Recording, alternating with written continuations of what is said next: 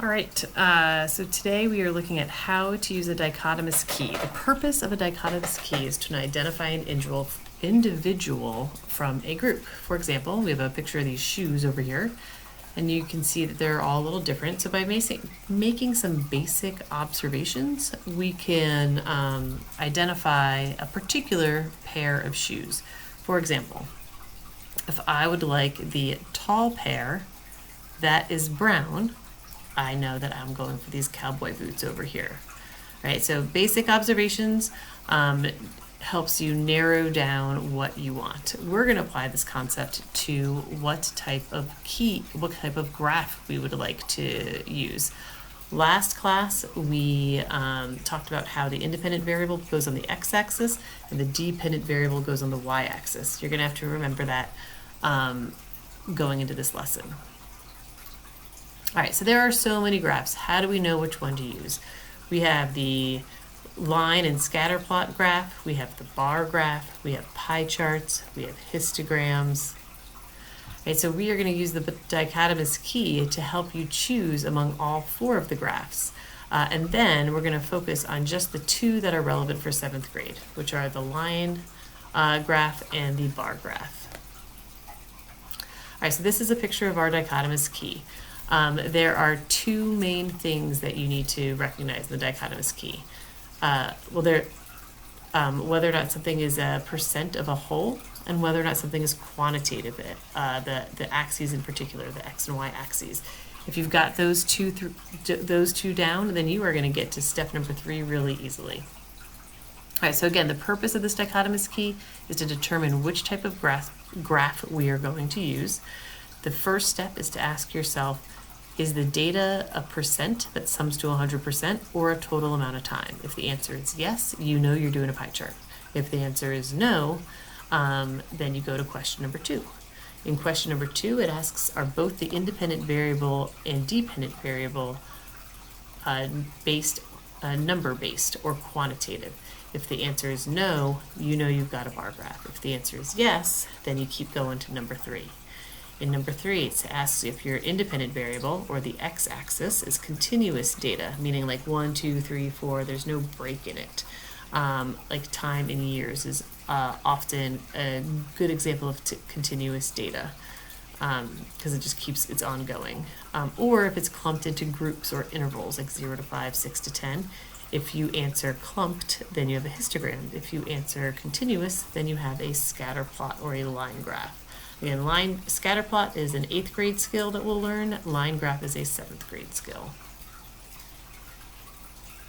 All right, so let's apply this dichotomous key to some examples from last week. Last week, we looked at the effect of the color of light on the height of a plant. Our independent variable is the color of the light, red, blue, and white.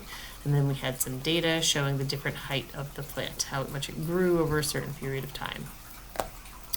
So for the dichotomous key, is the data a percent that sums to 100% or a total amount of time? The answer is no. So we're going to go to number 2.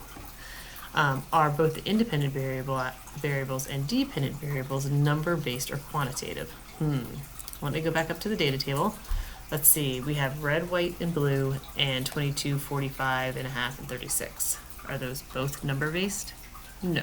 Red, blue, and white is not number-based. So I would say no. Oh, I know I have a bar graph. I'm already good to go. Check it out. All right, so here's my bar graph. It's the effect of the color of the light on the height of the plant. I have the color of the light on the x-axis. That is my independent variable. I have the height of the plant on my y-axis. That is the dependent variable. I have the 3 colors, red, blue, and white. I don't have interval sizes on the y-axis, but these are estimations relevant to each other. And my bars aren't touching because this is non-continuous data. Red doesn't flow into blue like 5 would flow into 6 and 6 would flow into 7. So non-continuous data is a bar graph, and the bars don't touch each other. All right, second example we had last week, daily sun exposure versus plant height. So you want to go through the 3 questions to determine which type of graph we use. Is this data a percent that sums up to 100% or a total amount of time. Well, let's look back. Our data is over a period of time in hours, and there's centimeters. So there's no indication of percent. So I'm going to go with no. Okay, so that leads me to go to number 2. Are both the independent variables, x-axis, and dependent variables number-based or quantitative data? Let me go back. 3 hours, 5 hours, that seems time. Time is definitely quantitative. 6 centimeters, 7 centimeters, that is also a measurable quantitative data. So my answer is going to be yes. So then that means that I go to number 3. Is your independent variable continuous? For example, time in years, days, months, it doesn't matter, just time in general, or clumped into groups? Well, we've got hours, so yep. So that means that it would be a continuous, and that would be a line graph.